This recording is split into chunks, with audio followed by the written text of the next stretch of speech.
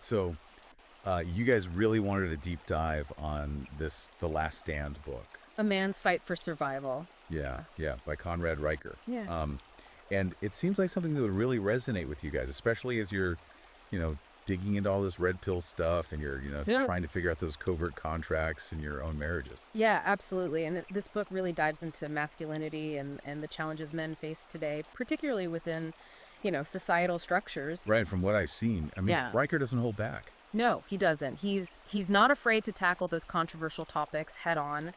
What I find really interesting is how he sets the stage. He takes us way back, establishes this historical context for male leadership. It might surprise you. Okay, so not just like back in the day, we're talking ancient history here. Exactly. He goes all the way back to ancient Greece, the Roman Empire, even the British Empire, and he highlights how men were not just, in positions of power, but how integral they were to leadership and the development of society as a whole. So it wasn't just about like holding the reins, it was like an expectation, almost like a duty. Exactly. It was a deeply ingrained expectation. Men were seen as the protectors, the providers, the builders, the ones who kept everything running. That's interesting. So he's painting a picture of traditional masculinity, but it goes beyond just, those stereotypes we hear about. Right. He's arguing that these roles were vital for the survival and advancement of those societies. It wasn't just about being a manly man, it was about fulfilling a crucial role. I can already see how this ties into like the whole red pill philosophy. Yeah. This idea that modern society is trying to suppress these inherent male traits that were once so valued. Absolutely. He makes that connection very explicitly. He argues that the decline of male authority in modern society is directly linked to the dismantling of those traditional roles we were just talking about. So it's not just like men used to have it good. He's saying there are consequences to this shift. Exactly. He sees the push for gender equality, while well-intentioned, as having some unintended consequences for men. Yeah, I think a lot of guys in the red pill community would agree with that. It often feels like men are constantly being told they need to change who they are. Like they're being punished for expressing their natural masculinity. And Riker really taps into that feeling. He's particularly critical of concepts like toxic masculinity, which he sees as a way to pathologize normal male behavior. Which is, a huge point of contention within the red pill community. It's like, are we supposed to just suppress every instinct we have? He uses the example of boys being reprimanded for roughhousing, something that's, often seen as inherently aggressive. But he argues that it could also be seen as a natural expression of their physicality and a way to develop important social skills. Yeah, it's like boys will be boys, right? Hey. It's how they learn to interact with each other to test their limits. Right. And he questions whether punishing them for that is actually doing them any favors in the long run. It makes you wonder if that's part of the reason why so many men feel lost and confused about their place in the world today. It's definitely a contributing factor. And Riker doesn't stop there. He also takes aim at the gender-neutral language movement, which he sees as another attempt to erase the distinctions between men and women. I think a lot of people would argue that it's about inclusivity. He acknowledges that, but he also raises the question of whether it's coming at the expense of celebrating what makes men unique. It's like, are we trying to create a world where everyone is the same? And is that really a good thing? That's a question Riker wants us to grapple with. He has this really striking line where he says, the pursuit of this elusive equality often results in the oppression of male ambition and achievement. Whoa, that's a pretty bold statement. Yeah, It definitely challenges the mainstream narrative around gender equality. it does. And it gets to the heart of what Riker is trying to say. No. He's not against equality, but he believes it needs to be defined in a way that acknowledges and respects the inherent differences between men and women. So it's not about saying one gender is superior, it's about recognizing that we bring different strengths and perspectives to the table. Exactly, and that suppressing those differences isn't beneficial to anyone. I'm really curious to hear what he has to say about marriage and divorce, especially given that, a lot of our listeners are in the married red pill community. Yeah. And they're really trying to understand those covert contracts. Well, Riker doesn't hold back on this one either. He's very critical of the institution of marriage as it exists today, going so far as to call it a perverted system that disproportionately benefits women, particularly in divorce cases. That's strong language. Does he elaborate on why he sees it that way? He argues that the legal framework surrounding marriage and divorce often ignores the unique sacrifices men make. He cites things like alimony and child custody rulings that he believes often favor women, even when the man has been a primary provider and involved father. So he's saying the system is rigged against men. That's essentially his argument, and he backs it up with some pretty shocking statistics. Like what? Give us an example. For example, he points to data showing that mothers are awarded sole custody 82% of the time. That's a huge disparity, and it really feeds into the red pill concerns about bias against men in family courts. Yeah, that's a stat that would definitely raise some eyebrows. Makes you wonder how many men are going into marriages completely unaware of these potential pitfalls. That's exactly Riker's point. He argues that men are often taught to be providers and protectors, but they're not given the tools to navigate the complexities of the legal system, especially when it comes to family law. So they're set up to succeed in one area of life, but left totally unprepared for another. Right. And he believes that understanding those legal realities is crucial for men to protect themselves and their interests. It sounds like he's laying a pretty solid foundation for his arguments. But I'm curious, how does he bridge that ancient history to the modern, married red pill world our listeners are living in, especially in the context of those covert contracts they're trying to understand? Well, that's where his analysis of modern society gets really interesting. He argues that a lot of the problems men are facing today stem from this decline in male authority that we talked about earlier. Okay, so he's connecting the dots between the past and the present. Exactly. He sees a direct line from the dismantling of traditional male roles to the challenges men are facing in their relationships, their careers, and their lives as a whole. It's like he's saying we can't understand the present without understanding the past. Right. And by understanding the past, we can start to see how we got to where we are today, and more importantly, what we can do to change course. This is all really fascinating. We've covered a lot of ground here, from ancient history to modern legal systems, but I know there's a lot more to unpack. Where does Riker take us from here? Well, he dives deep into this idea of the war on boys, specifically focusing on how it's playing out in the education system, which I know is something a lot of you guys are concerned about as well. Yeah, definitely. It feels like something's shifted, like there's less emphasis on what used to be considered traditional male strengths and more focus on things that don't necessarily resonate with boys. Riker argues that this isn't just a feeling, it's a deliberate trend. He believes that the education system is failing boys on multiple levels, and he doesn't mince words in explaining why. Okay, I'm on the edge of my seat. What does he say? He argues that things like the feminization of curricula and the lack of male role models are actively disadvantaging boys. For example, he points to Scandinavian countries, which have very intentionally shifted their educational approach to be more feminine, and he argues that the result has been boys falling behind academically. Wow, that's a pretty bold claim. He's using real-world examples to back up his arguments. He is. And he doesn't shy away from controversy. He wants to spark a conversation to make people think critically about these issues. It makes you wonder, are we setting boys up for failure by not catering to their unique needs and learning styles? That's the question Riker is raising. And it's one that I think a lot of parents, especially those in the red pill community, are grappling with today. Definitely. We've all seen how these trends are playing out in our own families, and it's concerning. It is. And it's something that Riker believes we need to address head on. He's not just pointing out the problems, he's offering solutions as well. I'm really eager to dive into those solutions, but I think we'll have to save that for the next part of our deep dive. This conversation has already been so insightful. I can't wait to continue exploring Riker's ideas. Me too. There's a lot more to uncover in The Last Stand, and I think our listeners are going to find it both challenging and empowering. I agree. It's definitely a book that will make you think and maybe even change the way you see the world. That's the power of a good book. It can open your mind to new possibilities and give you the courage to challenge the status quo. And that's what we're all about here, helping you guys navigate the complexities of modern life and find your own path to success and fulfillment. It's a journey, not a destination. Well said. We'll be back soon to continue our exploration of The Last Stand. Until then, keep those minds open and those covert contracts in check. And remember, you're not alone in this. There's a whole community of men out there who are facing the same challenges and supporting each other along the way. That's right. We're all in this together. Yeah. Stay strong, guys, and we'll catch you on the next deep dive. All right, take care. See ya. And we're back digging deeper into The Last Stand. You know, before we got into that whole war on boys thing and the education system... Yeah, it's kind of heavy stuff, you know? Especially when you think about all the pressures boys face these days. It really is. And it's something that Riker tackles head on. He dedicates a whole chapter to male vulnerability, which I think is really interesting. Okay, so not just the man up and suck it up stuff we hear all the time. Not at all. He actually argues that that kind of thinking that men need to be stoic and emotionally closed off is actually doing more harm than good.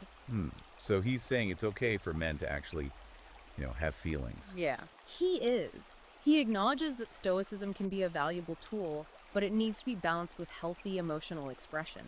It's not about denying your feelings, it's about learning how to process them in a healthy way. That makes sense. I mean, bottling things up never really works out in the long run, does it? Nope. It usually just leads to resentment, frustration, and ultimately a breakdown in communication, which can be really damaging in relationships. It makes you wonder if that's part of the reason why divorce rates are so high. If men aren't able to communicate their needs effectively, it's no wonder relationships fall apart. Riker seems to think that's a big part of the problem.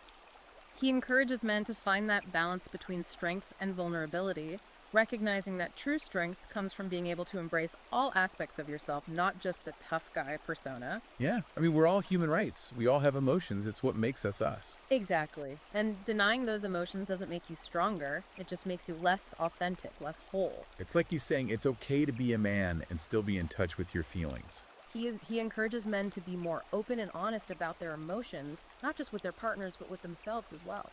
And that ties in so well with the whole covert contract concept, right? If you're not even aware of your own needs, how can you expect your partner to meet them? You can't. It all starts with self-awareness and understanding the expectations you're bringing into the relationship, even the ones you might not be consciously aware of. It's like you have to know yourself before you can truly connect with someone else. Exactly. And that's a journey that a lot of men, especially those who've been raised with those traditional ideas about masculinity, are just beginning to embark on. This is so insightful.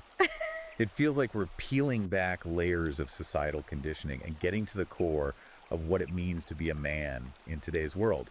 It's not just about being tough and stoic, it's about being whole, authentic, and in touch with your emotions. It is, and it's about finding that balance between strength and vulnerability, between independence and interdependence, between leading and following. It's not about rejecting masculinity, it's about redefining it for the 21st century. I love that redefining masculinity.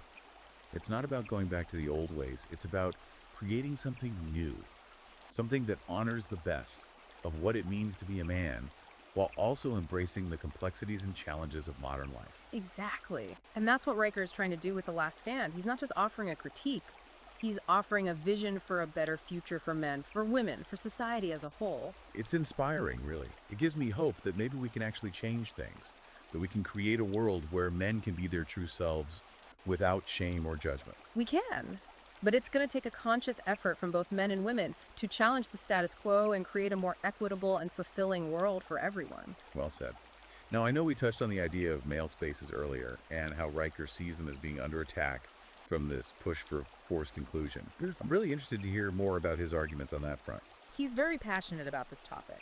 He argues that these male-only spaces are crucial for fostering masculinity and camaraderie, providing a safe space for men to be themselves without judgment, to let their guard down, and to connect with each other on a deeper level. I can definitely see the value in that. Yeah. I mean, there's something about being around other men sharing stories and just being able to be yourself that's really powerful. It is. And Riker believes that these spaces are essential for men to develop a strong sense of identity, something that he sees as being eroded by the constant pressure to conform to a more feminized ideal. So it's not just about hanging out with the guys, it's about something deeper, something more essential to the male experience. Exactly. He uses the analogy of a blacksmith forging a sword. He says that just like a sword needs heat and pressure to be shaped into a strong and durable weapon, men need these male-only spaces to forge their own identities and develop their potential. That's a great analogy. It really captures the essence of what he's saying. It's not about excluding women, it's about creating a space where men can be men without feeling the need to apologize for it. Right. It's about recognizing that men and women have different needs, and that those needs can sometimes be best met in separate spaces. It's like we can still appreciate and value each other even if we don't always do everything together. Exactly. It's about finding a balance, a way to honor our differences, while also working together to create a better world. I know this is a touchy subject, but does Riker address the argument that these male-only spaces are exclusionary and discriminatory? He does. And he doesn't shy away from the controversy. He argues that these spaces were created for a reason, to provide a place for men to bond and connect in ways that might not be possible in mixed gender settings. He compares it to women's spaces like book clubs or support groups, which are generally accepted as being beneficial and necessary. Yeah, I mean, it makes sense, right? It's not about hating the other gender. It's about recognizing the value of having a space where you can be yourself without feeling judged or having to filter your thoughts. Exactly. And Riker believes that men need these spaces just as much as women do. He argues that trying to force them to become more inclusive is actually doing more harm than good. It's almost like we're being told to be ashamed of our masculinity, to apologize for it. And Riker is pushing back against that shame. He's saying that there's nothing wrong with being a man, that masculinity is something to be celebrated, not suppressed. He believes that these spaces are vital for men to develop a healthy sense of self and to connect with each other in meaningful ways. That's a message that I think a lot of men need to hear. We're constantly bombarded with messages that tell us to be different, to be less, to apologize for who we are. It's refreshing to hear someone say, hey, it's okay to be a man. Embrace it, celebrate it. And that's what Riker is doing with The Last Stand. He's challenging the status quo, he's pushing back against the negative narratives, and he's offering a vision for a future where men can be their true selves without shame or apology. It's empowering, really. Gives men permission to be who they are and to fight for a world where they can thrive. It does, and that's a powerful message, one that I think will resonate with a lot of men who are feeling lost, confused, and disempowered. Well, we've covered a lot of ground here, from male vulnerability to male spaces. It's clear that Riker is tackling some really important, timely issues. What else does he dive into in The Last Stand? Well, he doesn't shy away from criticizing the media either. He sees a trend of men being portrayed in a very negative light, often as bumbling idiots, violent brutes, or emotionally unavailable workaholics. He argues that these portrayals are not only inaccurate, but they're also damaging, contributing to negative stereotypes and low self-esteem among men. It's funny you mention that because those are the exact stereotypes that the red pill community often points to as evidence of the feminization of media. It's like they're trying to emasculate men by making them look ridiculous or dangerous. That's the exact argument Riker makes. He sees these portrayals as a deliberate attempt to undermine traditional masculinity and make men question their own worth. He calls it a form of cultural castration. Wow, that's a pretty strong term. But I can see where he's coming from. It's like if you're constantly being bombarded with messages that tell you you're inadequate, eventually you start to believe it. Right, and that's what Riker is concerned about. He believes that these negative portrayals are having a real impact on men's mental and emotional health.